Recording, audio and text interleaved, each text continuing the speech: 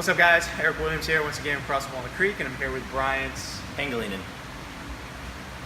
Actually, I've never said your last name before. There it is, Pangolinen. I'm here with Coach B, and we're going to talk about strength and conditioning for Jiu Jitsu. So last episode we did was for fencing, so today taking a look into a different sport. So first of all, just a little introduction, kind of tell me just a bit about yourself, what you bring to the table. I've been doing Jiu Jitsu now for 15 plus years or so, and competing at the highest level, world champion, Pan American champion, you name it, I've done it. But I also lift and do my own strength and conditioning on the side, so I know the importance of doing everything for my sport. Very cool. So it sounds like you're an expert on the matter. What would you say your top accomplishment or the thing you're most proud of in the sport is? Winning the Pan Ams in New York. There you go. 4 years ago. That's awesome. Fantastic. So we're going to talk about just some strength and conditioning specific to Jiu-Jitsu. So if you roll and you have done all your training, you're technical, obviously technique trumps everything, but you want to add some stuff on the side to try and help yourself improve your game a little bit, these can be some helpful things for you. So if you were to say, like, what are the three most important physical things to bring to the table, like assets for a Jiu-Jitsu athlete?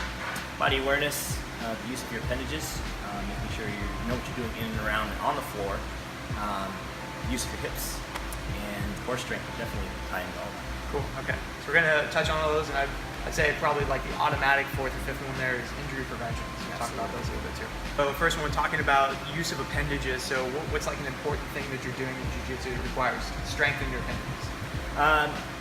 Well, as far as the use of our appendages, how to keep them to defend people away, or knowing how to use my arms in a specific manner to not only defend myself, but to fight back. Yeah. So obviously, I can't just have my limbs lying around anywhere. I need to know how to use my appendages properly. Okay. So a really simple thing that anyone can do to get better at that is just pull-ups.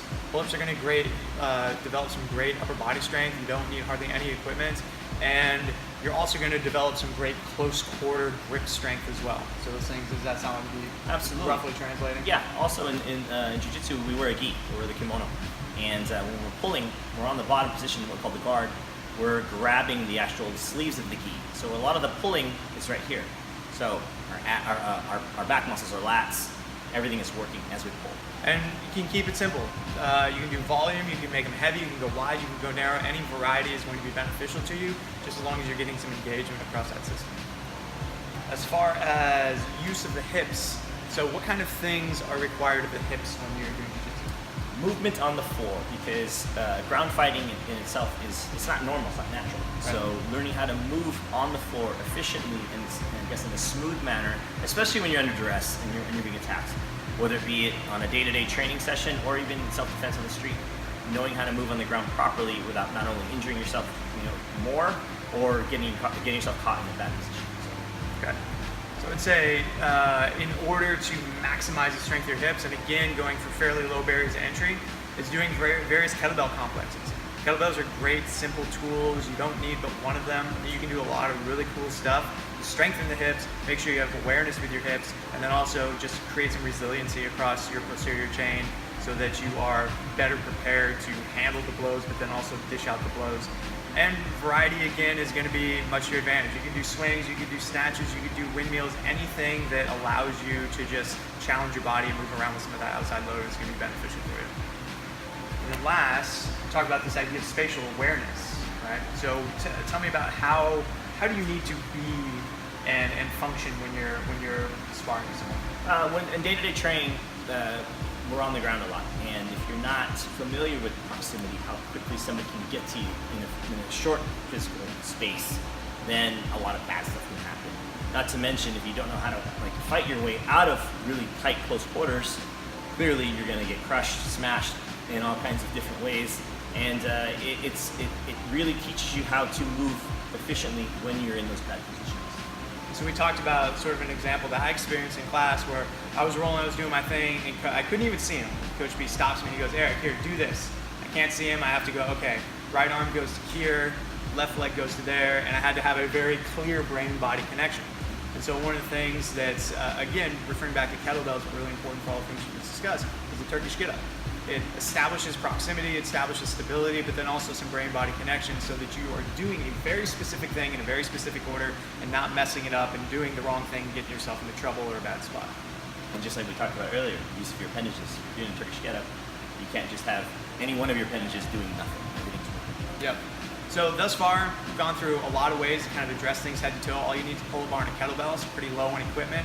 But there is this other component, which is, of course, I think natural to any sport, and that is injury prevention. So what's common injuries for a jiu-jitsu athlete? Neck, shoulders, hips, knees. Those are some of the most common. Back, definitely, but I would say those ones that are mobile, that get used a lot, and sometimes get compromised. Neck, shoulder, hips, and knees. For the shoulders, a great thing to do would be just a lot of band work. High volume, high repetition, high range of motion. You don't need but a single band. You can attach it to a doorway or a cage if you have access to that. And you're doing all sorts of things. You're doing internal and external rotations, you're doing articulations, you're doing back and forth, and you're trying to get all of that intramusculature resilient, strong. It's never going to prevent you from being submitted, right? It's never going to make your joints so resilient that you can't be submitted, but it can make them a little more resilient, a little more easy to recover from injury, but then also kind of going back to just having a healthier overall joint.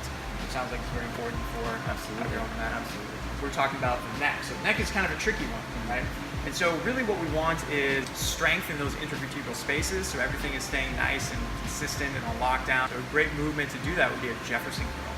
The Jefferson curl is sort of an outside the box movement, but all you don't actually need any equipment. You could just use your hands or even a kettlebell, but a barbell is typically your go-to movement. And you're trying to get length and strength across your entire spinal column, so that if you get into kind of a weird neck position, it's going to help you, again, tolerate that position and then recover from any kind of weird stuff that happens to your neck or back. I think one parallel you can draw between lifting and CrossFit and even in Jiu Jitsu is posture. Yeah. Just like in most of your lifts, when you're getting started, you're getting your setup, if your head is down or things are sloping or things are bad, you probably get a bad lift going and someone get injured. Same thing in Jiu Jitsu. If you're on the ground and in somebody's guard position, if you're not postured, bad things happen. Yep. Yep. And finally, one of the things that you mentioned is actually getting very tight in the hips, almost characteristic to sitting for too long. Mm-hmm. So you mentioned pulling your hips into some of these more unnatural positions and just getting very fatigued and then overly strong across the hips. Right. So one of the things you're going to need to do is develop correspondingly that posterior chain, so you get those hamstrings and glutes to be equally strong so they can oppose the force from that anterior hip, but then also getting some good stretching across the anterior hip. So that's going to be kind of a two-part puzzle. So you can work in things like RDLs, which is going to target the hamstrings and glutes. You can do regular just old deadlifts. Then also the magic of kind of the things we've been talking about here is a kettlebell attends to a lot of that. And so again, going back to being very simple and low maintenance and just having one thing at your disposal, doing a lot of those kettlebell activities can help develop and strengthen that posterior chain, so you have some balancing musculature, but then also we need to do some stretches. And one of the great ones, and one that I like to do after a roll, is just a good anterior hip stretch, also known as like a super couch, where you're against the wall, your knee is into the wall, and you're just getting some length across that hip. But really the end of the day here is if you do a sport like this, it's very dynamic. You find yourself in a lot of interesting positions. Doing some of these more nuanced articulations can be very helpful to build some strength, build some resiliency. Obviously, technique is king across all these things. We want to make sure that you're attending to your joints, if anything, to keep yourself safe and make sure you have joint health so that you can do what you love, for years and years and years, not get too beat up.